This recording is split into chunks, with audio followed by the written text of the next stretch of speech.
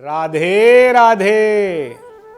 माता, बहन, धर्मपत्नी, बिटिया, ये चार स्वरूप हमारे घर में विद्यमान रहते हैं। न केवल हमारे अपितु समस्त संसार में इन देवियों का हम नित्य प्रति दर्शन करते हैं। परंतु बड़े दुर्भाग्य की बात है कि हम अक्सर इनका तिरस्कार भी करते हैं, इनके मन को दुख पहुंचाते हैं। ये हमारे लिए बहुत शर्म की बात है, हमारे लिए तो पानी में डूब मरने वाली बात है। आप आज सोचोगे कि गुरुजी ऐसे क्यों बोल रहे हैं, क्योंकि जिन महिलाओं को, जिस नारी को भगवान गोविंद ने महान बताया, भगवान शिव ने महान बताया, ब्रह्मा जी ने महान बताया, सृष्टि की जननी जो हमारी माँ है, आज हम उसी को दुख पहुंचा रहे हैं। देखिए, एक माँ, एक पत्नी, एक बहन, एक बिटिया कभी हमसे कुछ नहीं मांगते। वो केवल हमसे रिस्पेक्ट मांगते हैं, प्रेम मांगते हैं। परंतु हम क्या करते हैं? उन्हीं को दुख देते हैं, उन्हीं की आंखों में आंसू लाते हैं, उन्हें नाना प्रकार की ऐसी बातें कहे जाते हैं जिससे उनका मन दुखी हो जाता है और इनका मन इतना भोला होता है कि उस दुख में ये रोने लग जाती हैं। आंसुओं में भरी हुई उस महिला के मन से सामने वाले के लिए क्या निकलेगा? आप क्या एक्सपेक्ट करते हो कि आपको आशीर्वाद प्राप्त होगा या आपको श्राप प्राप्त होगा? एक बार इस विषय पर विचार कीजिए।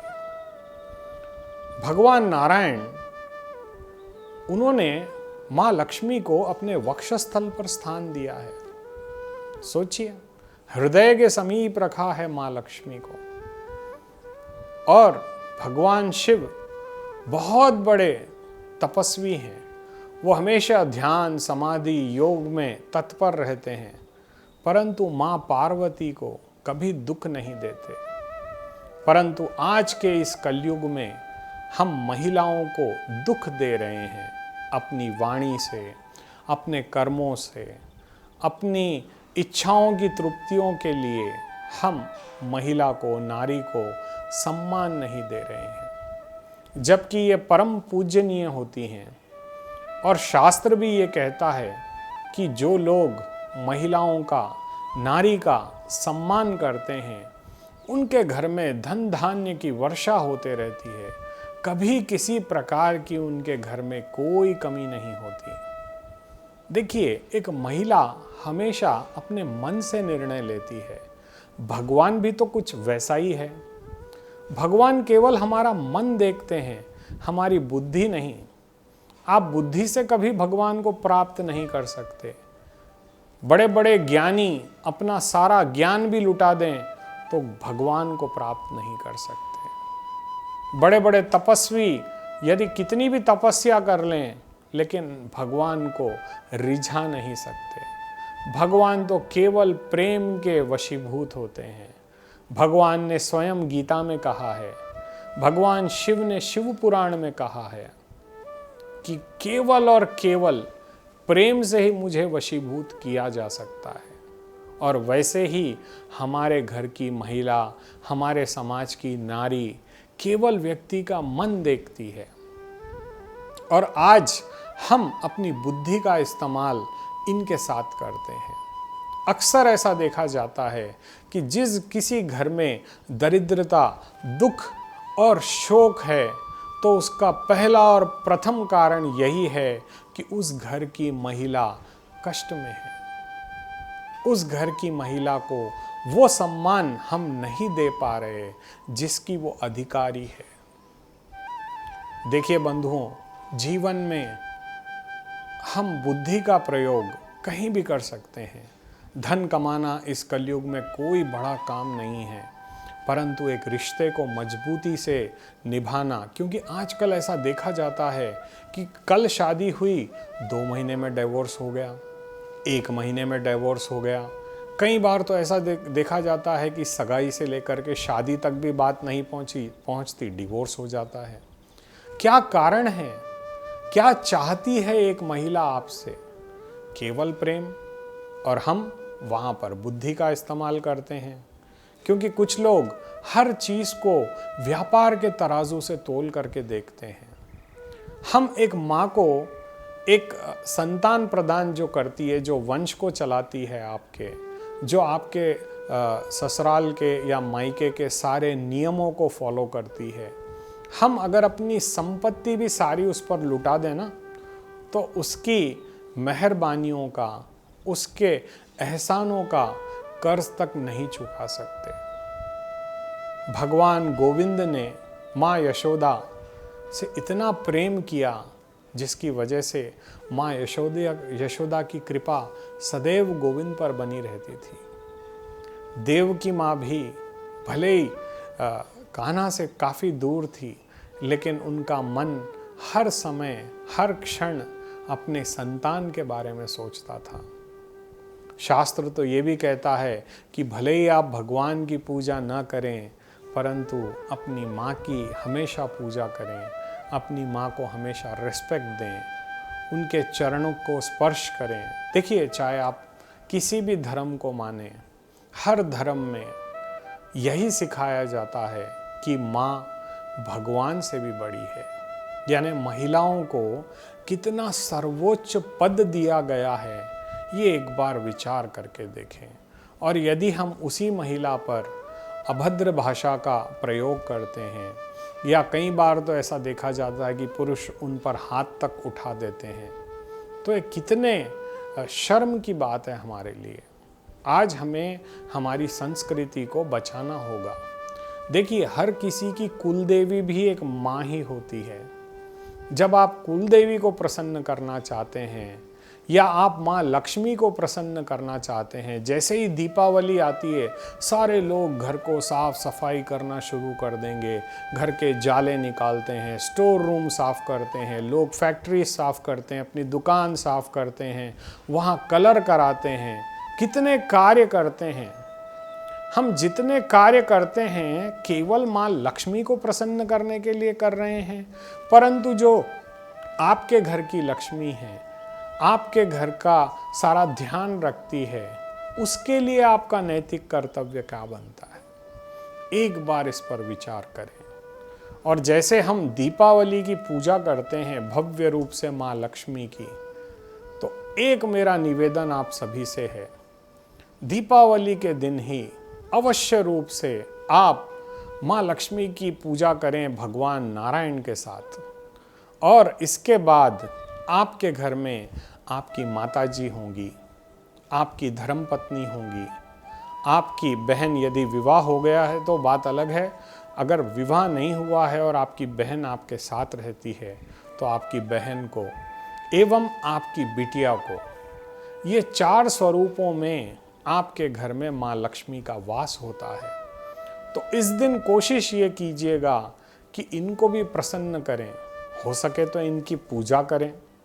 यदि पूजा ना कर पाएं तो इन्हें कोई भेंट सामग्री अवश्य दें, चाहे वो फूल ही क्यों ना हो, जो आपकी शक्ति हो। आइसक्रीम हो सकता है, चॉकलेट हो सकती है, आप जिस तरीके से आप प्रसन्न करना चाहें, क्योंकि ये स्त्री जो है, ये महिला जो है, ये मन से विचार करती है, आपके भाव देखती हैं। भगवान भी तो आपके भाव ही देखता है ना। देखिए, पंडित जी के मंत्र पढ़ने से भगवान नहीं आएंगे। यदि आप भाव से उन्हें बुलाओगे, भाव से रिझाओगे, तब मेरे गोविंद, मेरी लक्ष्मी माँ आपके घर पधारेंगी। जैसे आप उनको अपने भाव से बुलाते हैं, वैसे ही आप यदि अपने घर में अपनी माता को, आपकी धर्मपत्नी को, आपकी बिटिया को, आपकी बहन को श्रद्धापूर्वक प्रेम के साथ यदि कोई उपहार देते हैं, तो ये एक ऐसा तरीका है जिससे आपके जीवन में इतना परिवर्तन आएगा, इतना परिवर्तन आएगा कि माँ लक्ष्मी का भी आशीर्वाद नित्य निरंतर आपके साथ बना रहेगा। और यदि आप इनको दुख दोगे, इनकी आंखों में आंसू लाओगे, इन्हें मतलब पीड़ा पहुंचाओगे, तो आपके जीवन में कभी कोई सुख, कभी कोई समृद्धि, कभी कोई वैभव, ऐश्वर्य, ये सारी चीज़ें आपसे दूर हो जाएंगी। आपको ये सोचना पड़ेगा, ये विचार करना पड़ेगा कि आप अपने जीवन में उत्थान चाहते हैं या आप आपके जीवन को पतन की ओर ले जाना चाहते हैं। यदि आप पतन चाहते हैं तो जैसे आप जी रहे हैं आप जी सकते हैं, यह आपका जीवन है। लेकिन यदि आप चाहते हैं कि आपका घर, आपका नाम, आपकी समृद्धि, आपकी कीर्ति चारों दिशाओं में फैले, तो उसके लिए आपको सर्वप्रथम स्वयं को बदलना होगा, अपने व्यवहार को प्रेम पूर्ण बनाना होगा, अपनी भाषा को बदलना होगा। देखिए, जब तक आप अपनी, वो बोलते हैं ना, जैसे रिंगटोन चेंज नहीं करोगे तो आपको म्यूज़िक सुनने में आनंद नहीं आता है। एक मोबाइल की भी हम जब रिंगटोन को चेंज करके सुनते हैं तो बड़ा ही मधुर लगता है। वैसे ही इंसान की रिंगटोन भी उसकी वाणी है। यदि वो अपनी वाणी को मधुर बना ले और अपने व्यवहार को बहुत ही मधुरपूर्ण सबके साथ यदि वो व्यवहार करता है, तो क्या जीवन में उसके कोई परेशानी आ सकती है? हमारी माँ जो हमारे लिए नित्य निरंतर प्रार्थना करती है कि मेरा बालक सुखी रहे, मेरा बालक निरोगा रहे, मेरे बालक के जीवन में हे गोविंद कभी कोई कष्ट ना आए, उसके सारे कष्ट मुझे दे देना मेरे नाथ, लेकिन मेरी संतान को अच्छा रखना। एक माँ इस प्रकार से प्रार्थना करती है। एक धर्म पत्नी हमेशा मेरी आयु कम हो जाए लेकिन मेरे पति को कभी कुछ मत होने देना, इसी के लिए वो करवा चौथ का व्रत रखती है। करवा चौथ को आज लोग एक फन के हिसाब से, एक जोक में परिवर्तित कर देते हैं, परंतु उस महिला का अपने पति के प्रति जो त्याग है, जो समर्पण है, इस पर हम ध्यान नहीं देते। हमें ये समझना होगा, हमें ये जानना होगा कि इनके मन की क्या दशा है, ये क्या सोचती हैं। कभी एक बार हो सके तो नित्य प्रति अपनी माता के पास एक आधी घंटा बैठें, पूछें अपनी माँ से, हे मैया तुम कैसी हो, तुम्हारी तबीयत तो ठीक है ना, तुमने खाना खाया या नहीं खाया, तुमने दवा समय पे ली या नहीं ली। देखिए, हमारे माता पिता चैन से मरना चाहते हैं, वो हमारे लिए तो जीवन जीते हैं। एक पत्नी, एक बहन, एक माँ, एक बिटिया, इन स्वरूपों ने भगवान हमें क्यों प्रदान किया है? ताकि हम इनके महत्व को समझ सकें और इन्हें रिस्पेक्ट दें, इन्हें हमेशा अपने से ऊंचा समझें। क्योंकि जहाँ हम महिलाओं का सम्मान करते हैं तो उस जगत जननी की कृपा भी हमें प्राप्त होती है। देखिए, हम जब स्कूल पढ़ने गए थे तो माँ सरस्वती की कृपा हमें प्राप्त हुई, जब भी हम ज्ञानवान हुए हैं।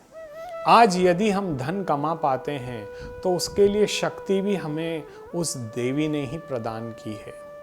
और धन के रूप में जब वो हमें प्राप्त होती है, जो आज आपकी गवर्नमेंट करेंसी छाप रही है, जिसे आप लक्ष्मी समझते हो, एक्चुअली वो लक्ष्मी नहीं है, वो तो करेंसी है।